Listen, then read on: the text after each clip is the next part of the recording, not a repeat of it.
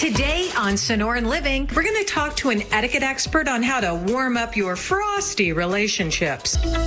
When both you and your loved one are working from home, maybe in the same tight space, tensions can rise. But don't worry, there are some things you can do to help squash that stress and rekindle the romance. Here to help is etiquette expert Maryanne Parker. She is helping us mind our manners this morning. So good to see you. These are simple things.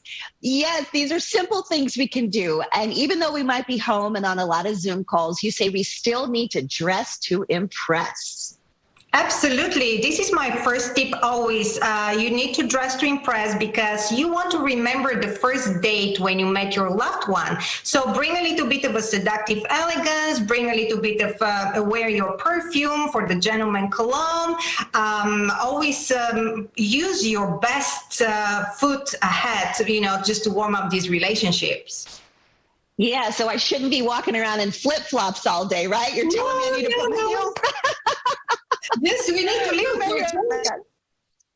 Yeah, exactly. All right. So you say tip number 2, if we're going to make a meal for our loved one, don't experiment with new recipes.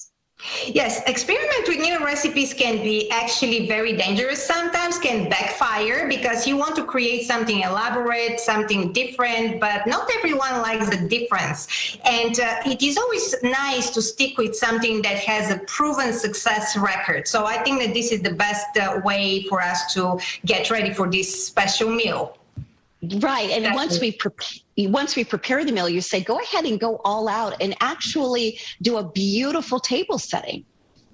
I think that is very important because we usually have our dinners in front of the TV and we need to change that. So what you're going to do, if you have a tablecloth, a white tablecloth, place the tablecloth on the table and create a beautiful display. And I'm giving you a very quick tip. It is called BMW. B is for the bread plate, stays on the left side. M is for the main course in the middle. And W is for the water or the glassware. So you can't really make any mistakes and looks beautiful.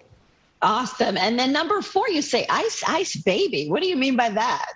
Ice baby is for the people who enjoy their champagne together. And I have a very quick recipe and very quick tip for you because it is dangerous how you're opening the champagne because it has a lot of pressure. So you always, when you remove the foil, you always want to keep your hand on the top of the metal cage. Do not remove it. It is wrong. And you can actually loosen up a little bit the metal wire. And when you're opening the champagne, just turn it towards you. And it's going to open very nicely. And this is how you open the champagne safely. Yes, because you were saying injuries happen when people are not safe when they open. Yes, it is very dangerous. Bottles. Yes, it is pretty dangerous. Approximately 100 people get injured every year. Wow, crazy. All right. And the final tip, small, meaningful gifts.